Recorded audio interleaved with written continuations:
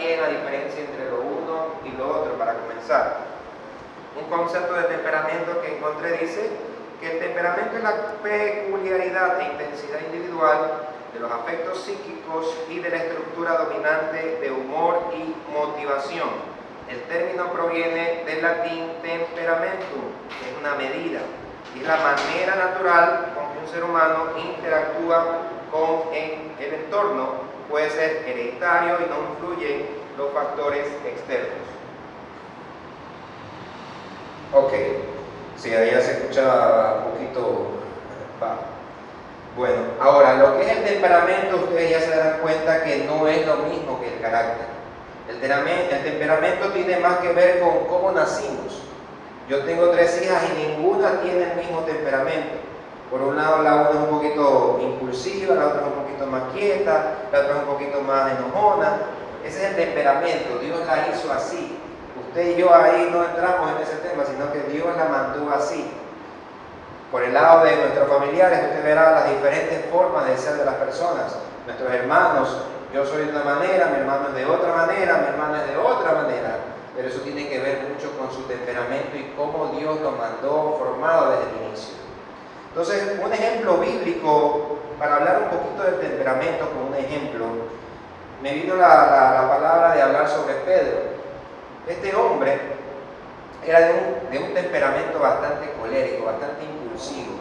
Si ustedes recordarán, era un hombre pero que enseguida ibas a la pelea, a buscar siempre hacer las cosas primero que todo, o sea, un carácter bien impulsivo.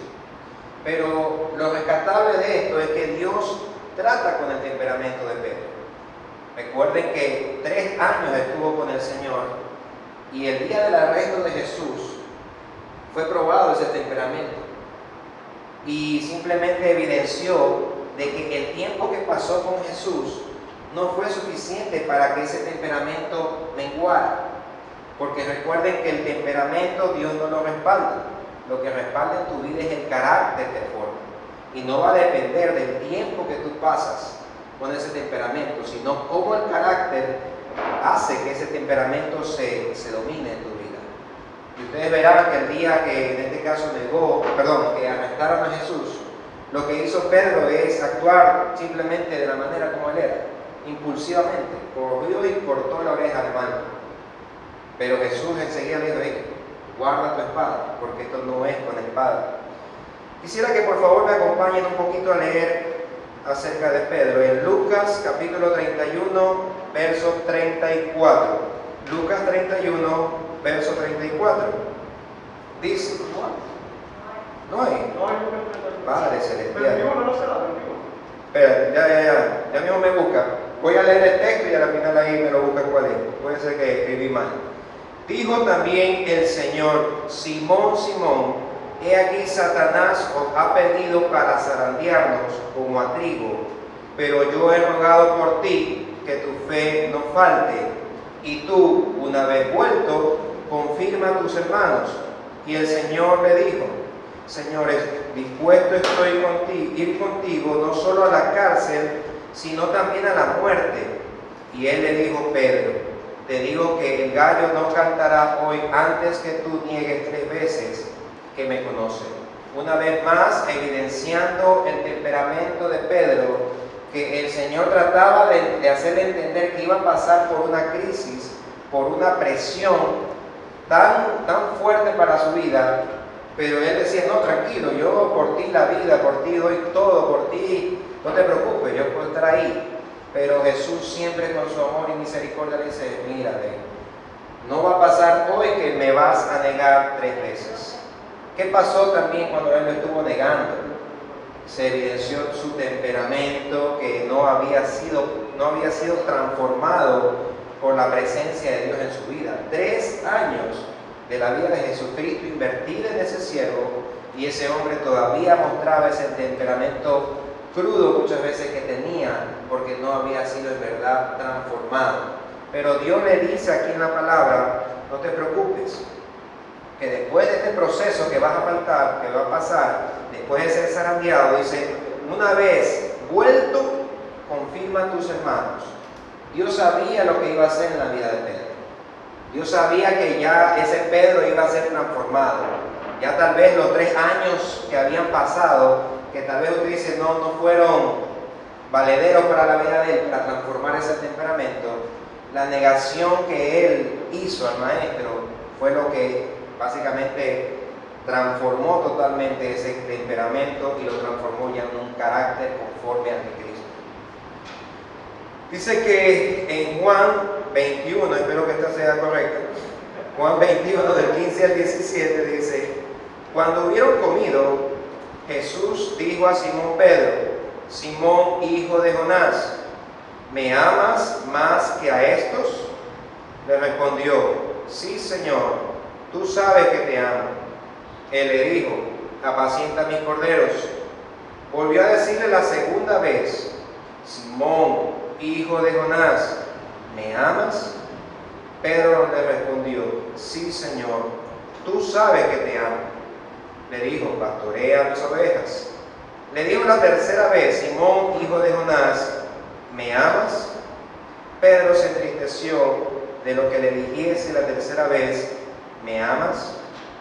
Y le respondió: Señor, tú lo sabes todo, tú sabes que te amo. Jesús le dijo: apacienta mis ovejas. Ya al terminar este relato y al escuchar la voz de Pedro, ya vemos un Pedro totalmente diferente. Ya no es el mismo Pedro impulsivo, no es el mismo Pedro que decía: Señor, por ti la vida, por ti yo voy y peleo, yo nunca te voy a negar, yo nunca te voy a abandonar. Sino que ya comienza a responder de la manera más sabia, porque le hace la pregunta en 3 ocasiones y él le dice: Señor, tú sabes que te amo. Ya no le dice: Señor, tú sabes que yo te amo más que a todito, yo soy el número 1 para ti, poco más, sino que le dice: Señor, tú sabes que te amo. Aunque en el original dice que él le decía: tú sabes que te quiero. O sea, ya él había hasta cierto punto menguado un poco. Pero Dios tenía un plan y un propósito en medio de esa situación para poder hacer que ese temperamento sea moldeado a través de esa prueba. Y para eso está el carácter. Y con esa introducción quería ya empezar lo que significa en verdad el carácter. El concepto que encontré dice que es el conjunto de rasgos, cualidades o circunstancias que indican la naturaleza propia de una cosa o la manera de pensar y actuar de una persona, y por lo que se distingue de las demás. Yo creo que el mejor concepto que yo puedo encontrar acerca de carácter en la palabra de Dios se encuentra en Proverbios 27, 19. Si alguien me lo puede leer, por favor. Proverbios 27, 19.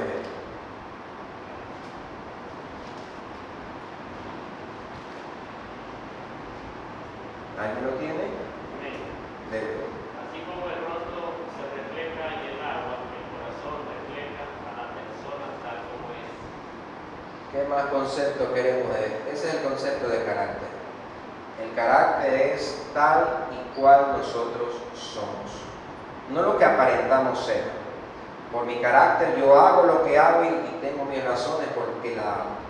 Pero ese es el carácter, cuando ya nadie me ve, cuando ya nadie está viéndome haciendo lo que yo hago, ahí se muestra verdaderamente lo que yo soy. Cuando muchas veces estamos en casa y nadie nos está viendo, en ese cuarto solos, ahí nosotros podemos decir: Señor, tú sabes cómo soy. Y también podemos evidenciar nuestro carácter deformado también en esas situaciones difíciles. Porque muchas veces en el matrimonio se dan cuenta de que no es lo mismo el esposo aquí en la iglesia que el esposo allá en la casa. Aquí en la iglesia es: ay, hermanito, Dios le bendiga, buenos días, buenas noches, buenas tardes. Pero ya el esposo llega a la casa y ya se vuelve mal genio, se vuelve irritante. ¿Por qué? Porque maneja algo que se llama la reputación. Esa reputación es lo que la gente comienza a ver en nosotros. Hay gente que dirá: uy, qué lindo ese hermano, el hermano Emilio está en la puerta siempre, ha de ser bien tranquilito Emilio, nunca se lo ve quemando ni una mosca Emilio. Y Tani al lado: ay, si usted lo conociera, Emilito, dice tremendo. Eso es lo que muchas veces es el carácter que se refleja.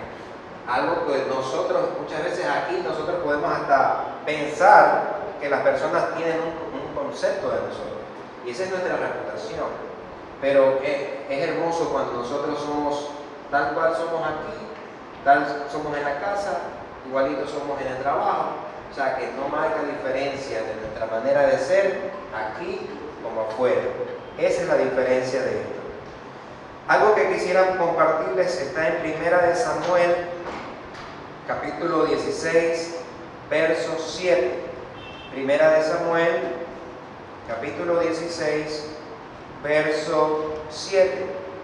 Dice la palabra de Dios: y Jehová respondió a Samuel: no mires a su parecer, ni a lo grande de su estatura, porque yo lo desecho. Porque Jehová no mira lo que el hombre mira, pues el hombre mira lo que está delante de sus ojos, pero Jehová mira el corazón.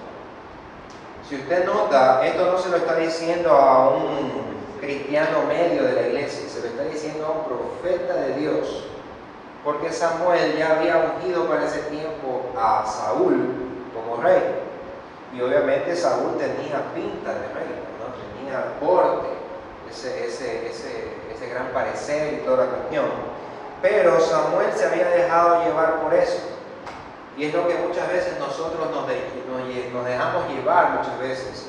Cuando nos toca, por ejemplo, escoger a un líder de algo, a un presidente de alguna compañía, a un líder de grupo, a un líder de cualquier situación, muchas veces nos pensamos que es por la personalidad, por cómo es él, que es chéverísimo, que se porta así o asado, o que wow, es bien simpático, es bien carismático, pero Dios no mira como nosotros miramos.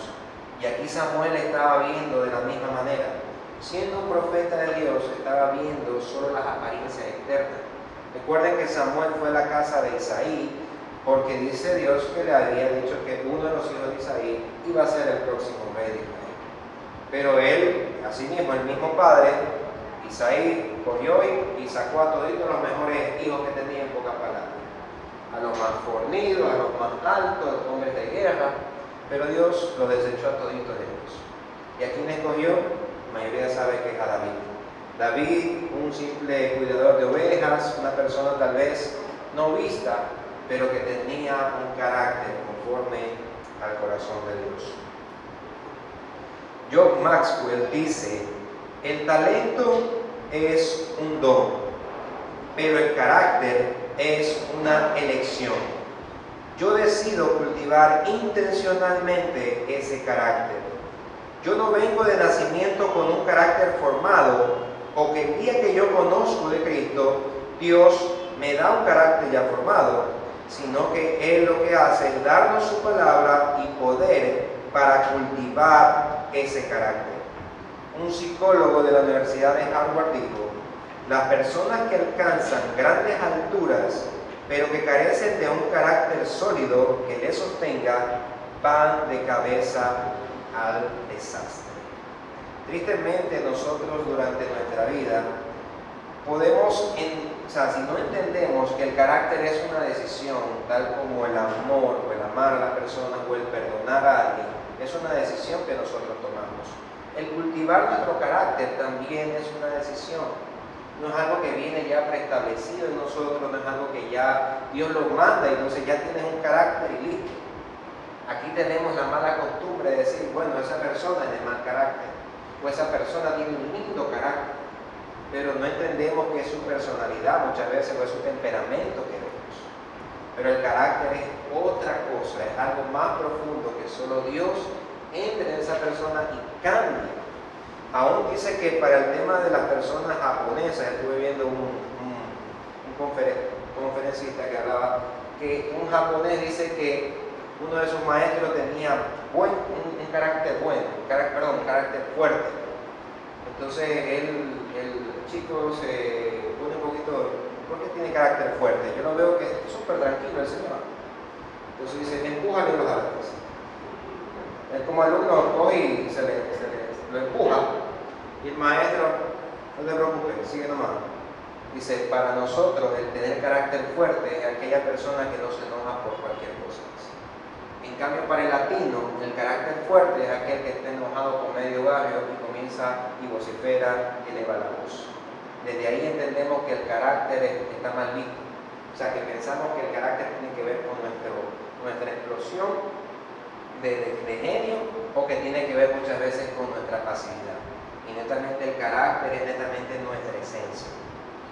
Algo que yo entiendo que dice la palabra de Dios, quisiera que me acompañen a Romanos 5, versos 3 y 4. Romanos 5, versos 3 y 4, que de esto depende cómo Dios forma el carácter en cada uno de nosotros. Si usted quiere saber cómo Dios trabaja en nuestro carácter, aquí está la respuesta.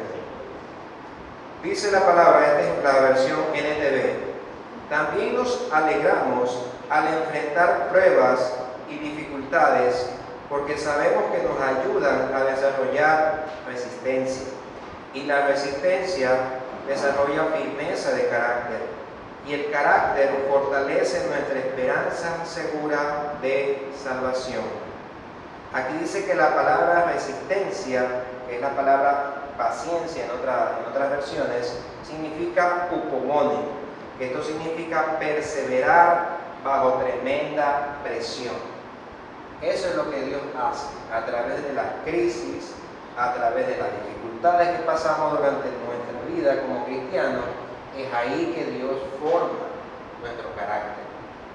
Hay algo que nosotros tenemos que tomar la decisión en medio de las crisis y circunstancias, porque muchos podemos decir, yo no aguanto y me salgo de esto, porque hay algo que revela la crisis, que es si nuestro carácter va a ser formado, pero también puede revelar que nuestro carácter se ha deformado, porque no aguantamos el proceso que Dios nos mete para sacar eso mejor de nosotros y hacer cada vez mejores cristianos.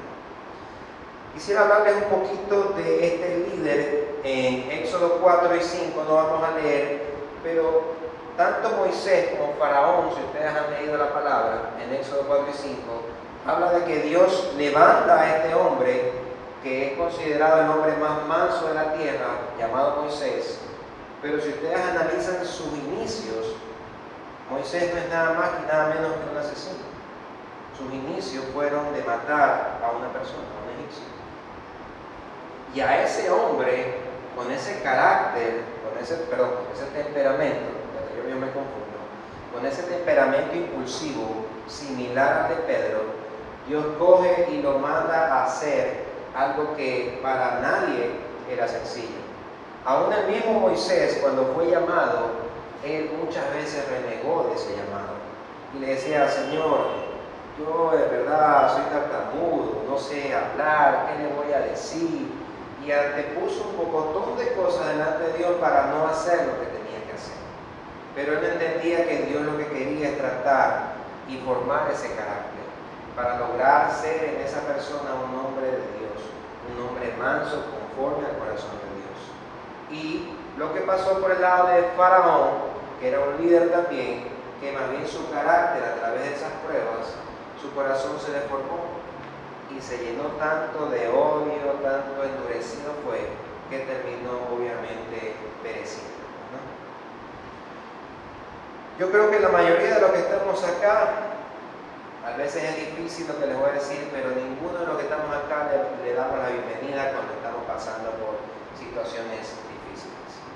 Yo ayer a la mañana tenía planificado bonito el día, tenía pensado venir, tenía pensado hacer muchas cosas acá, pero me cogió de un momento a otro una cuestión de la salud, me desmejoré y en verdad que parecía ayer guiñado, no daban un peso por mí. Hablé con Bernardo para ver si me cubría, con Rodrigo estaba ocupadito, pero en verdad pensé no estar aquí.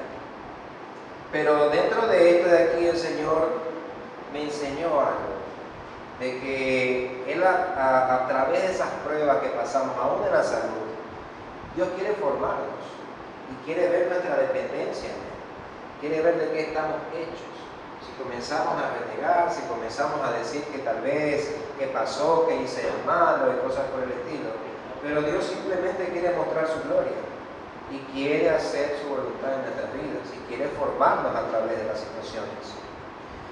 Otro ejemplo que encuentro en la palabra de Dios está en 1 Samuel, capítulo 18, al capítulo 23. Asimismo, no lo voy a leer porque son capítulos muy extensos, pero ahí yo encuentro a dos personajes muy conocidos por nosotros, que por un lado es Saúl y por el otro lado el rey David. Como ustedes verán, Saúl había sido escogido de parte de Dios para ser el rey de Israel. Dios lo había ungido a través de Samuel a Saúl para hacer lo que tenía que hacer. Pero llega un momento que el corazón de Saúl le pasa algo y simplemente él se vuelve un líder, un líder autocrático, un líder tal vez se creció más de lo debido por el puesto que esta persona tenía. Y simplemente Dios lo desecha. Y Dios le dice a Saúl que ya había desechado a Saúl como rey, a Samuel. Y levanta nuevamente a David. Y quisiera que alguien me lea por favor lo que dice Primera de Samuel, capítulo 18, versos del 7 al 9. Que yo creo que ahí marca mucho la diferencia en lo que le pasó al corazón de Saúl en medio de esa situación que estaba pasando. Primera de Samuel, capítulo 18, versos 7 al 9. Si alguien lo tiene, por favor que lo lea. Esta situación, esta prueba que Dios puso en la vida de Saúl, fue simplemente algo que probó el corazón de este hombre. Porque si a la verdad él era el rey, él tenía toda la autoridad para estar tranquilo y decir, bueno, Dios pues, está levantando a este muchacho, está bien. Pero yo hablo de que este hombre se formó como un líder autocrático, porque el líder autocrático tiene 4 características que están acá. Dice, se enojan cuando le cuestionan, les gusta gobernar solos, no desarrollan líderes y quieren ser obedecidos porque tienen la posición. El corazón de Saúl se llenó tanto de orgullo que comenzó a ver de mala manera a David, a pesar de que Dios tenía un propósito para la vida de David. Tristemente, Saúl termina perdiendo el trono, odiando de tal forma a David, que por muchas causas quería matarlo a toda costa, a pesar de que sus hijos estaban hablando e intercediendo, diciéndole que por qué quería matar a David, ya que David no había tenido ninguna culpa de quererlo, de por qué lo estaba queriendo matar. Pero lo que pasa es que el corazón de David, de Saúl, tristemente no pasó esa prueba. No pasó esa prueba de decir, a ver, vamos a ver, Saúl, ¿de qué estás hecho? Y tristemente terminó perdiendo su reinado.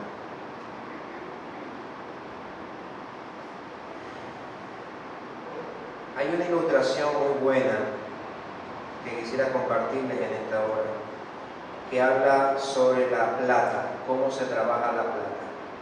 Dice que había un grupo de mujeres reunidas en su estudio bíblico semanal. Y mientras leían el libro de Malaquías 3:3 encontraron un versículo que dice, y él se sentará como fundidor y purificador de plata. Este verso les intrigó en gran manera acerca de cómo podría significar esta afirmación con respecto al carácter y la naturaleza de Dios. Una de ellas se ofreció a investigar el proceso de la purificación de la plata. Esa semana la dama llamó a un orfebre e hizo una cita para ver su trabajo. Ella no le mencionó detalles acerca de la verdadera razón de su visita, simplemente dijo que tenía curiosidad sobre la purificación de la plata. Mientras observaba al orfebre sostener una pieza de plata sobre el fuego, dejándolo calentar intensamente, él le explicaba que para refinar la plata debía ser sostenida en medio del fuego, donde las llamas arden con más fuerza, para así sacar las impurezas. Le preguntó al platero si era cierto que él debía permanecer sentado frente al fuego durante todo el tiempo que la plata era refinada. El hombre le respondió, sí, no solo debo estar aquí sentado sosteniendo la plata, también debo mantener mis ojos fijamente en ella durante el tiempo que esté en el fuego. Si la plata fuese dejada un instante más de lo necesario, sería destruida. La mujer se mantuvo en silencio por un momento y le preguntó, ¿cómo sabe cuando ya está completamente refinada? Él sonrió y le respondió, muy simple, cuando puedo ver mi imagen reflejada en ella. Yo creo que ese es el proceso que Dios tiene con cada uno de nosotros. A cada uno de nosotros se nos va a pasar por pruebas. Nos vamos a ser tratados como la plata, que vamos a ser refinados. Vamos a estar metidos en ese horno de fuego para dar, y Dios va a estar ahí pendiente de nosotros. Como bien dice su palabra, Él no nos va a dejar ser probados más de lo que usted y yo podamos resistir. Pero ¿cuál es el propósito de todo ese refinamiento y ese alto calor que vamos a sentir durante toda nuestra vida cristiana?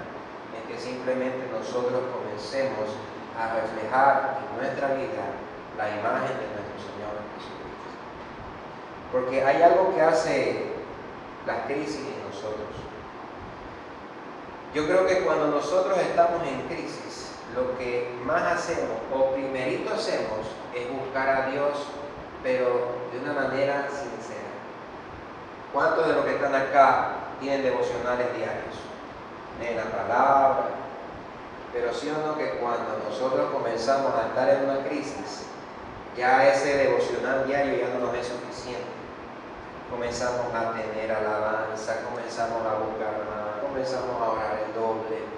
¿Por qué? Porque muchas veces, aún cuando tenemos devocionales diarios, muchas veces cuando no estamos en crisis, simplemente es como un poncheo de tarjeta. Ya leí la Biblia, ya oré, listo, ya cumplí mi culto de cristiano para este día. Y simplemente sigo mi día sin problema. Pero cuando el cristiano está pasando por crisis, nosotros encontramos en él lo que necesitamos para caminar en esa crisis.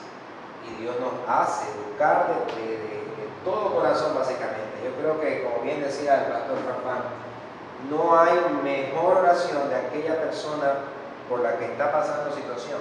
O sea, yo puedo orar por la situación que usted está pasando, pero quien va a derramar su corazón con más fuerza, con más ahínco, es usted mismo, porque usted está pasando por esa crisis.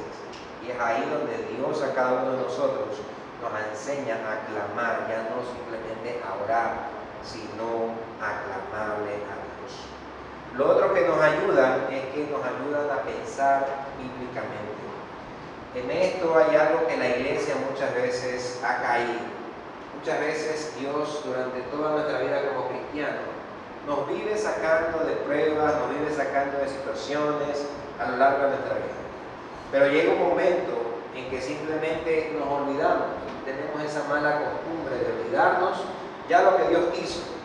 Y tal vez después de 2 o 3 años usted pase por una situación similar a la que ya pasó, de la cual Dios ya le libró, y simplemente usted dice, chus, yo creo que ya de esta ya no sé cómo salir.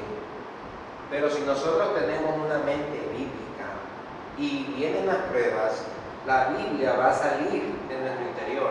Decir, no, yo todo lo puedo en Cristo que me fortalece, yo sé que Él está conmigo, yo sé que Él es mi ayudador, yo sé que Él es mi sustentador.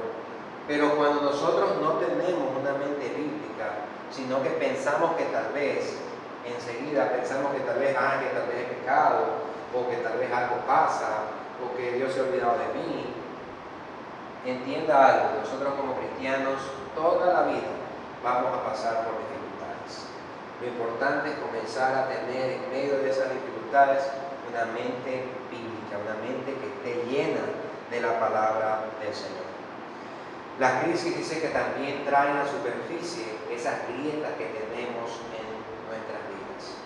Hay situaciones que pasan en nuestro corazón, en nuestro diario vivir, para mostrar muchas veces esas cositas que a veces no están resueltas en nuestra vida misma. A veces esa falta de perdón, a veces esas cuentas no cobradas, esos salditos no pagados.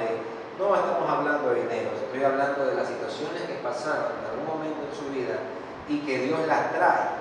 Por ejemplo, usted se encuentra después de 5 o 10 años un hermano que no lo había visto, o un familiar o un amigo que tal vez hace años tuvo algún problema con él, y Dios trae a esa persona nuevamente a su vida. Y cuando lo ve usted como que se irrita, como que ya algo pasó ahí. Es porque eso simplemente revela esa crisis, esa situación que está pasando, revela la situación que está pasando dentro de su corazón. Y lo último que hacen las crisis en nosotros es que aplastan nuestro orgullo. Por lo regular nosotros somos orgullosos, de naturaleza orgullosa. Y muchas veces cuando todo está bien, cuando aparentemente nuestra vida cristiana está bien, y nos sentimos hasta excelentes como cristianos, pero viene el Señor y quita esas cosas que parecen ser nuestras muletas que nos cargaban. Y nuevamente vuelvo al ejemplo de Job. Job estuvo pasando por esa crisis. Y Dios viene y le quita todo.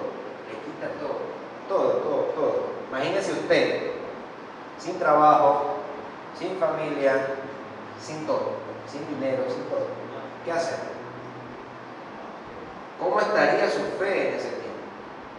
Si usted de aquí a mañana le dicen, bueno, gracias, cuídese, pase bien, chao, le detectan un cáncer o alguna situación en su vida, nosotros simplemente lo que Dios quiere a través de estos procesos, de estas crisis, y muchas veces decirnos, tienes que ser más dependiente de mí. Y eso es lo que muchas veces el orgullo hace que sea aplastado en nuestra vida. Cuando todo nos va bien, cuando tenemos tal vez ingresos en el banco, cuando tenemos trabajito, cuando tenemos una buena salud, muchas veces tendemos más bien a olvidarnos de nuestro Dios. Pero para eso están las crisis, dice el Señor, no se preocupe. Que si usted se olvida, dice, yo no me olvido, que lo va a meter en una crisis para que usted sepa. Porque la crisis debería ser nuestra amiga.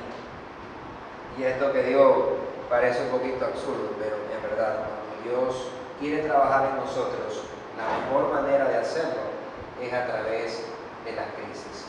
Así que no se entristezca cuando esté pasando por crisis, sino que más bien dígale al Señor para qué estoy pasando en esta crisis, no el porqué de por qué estoy pasando en esta situación, sino el para qué. Dios tiene un propósito para cada uno de nosotros al pasar por crisis y situaciones adversas. El carácter es algo que Dios quiere formar en cada una de nuestras vidas. Y yo sé que Dios está formando en cada uno de nosotros como cristianos. Aún el estar aquí dentro de esta pelea que es permanecer en los caminos del Señor es una batalla que todos los días tenemos que batallar. Porque el mundo muchas veces nos puede engatusar, el mundo muchas veces nos puede jalar para otro lado. Los problemas, las situaciones nos pueden desorientar o desenfocar. La misma pandemia ha venido para probar también nuestro carácter. En esos tiempos que tal vez estuvimos aislados y tal vez no pudiendo reunirnos, ¿cómo fue su relación con el Señor?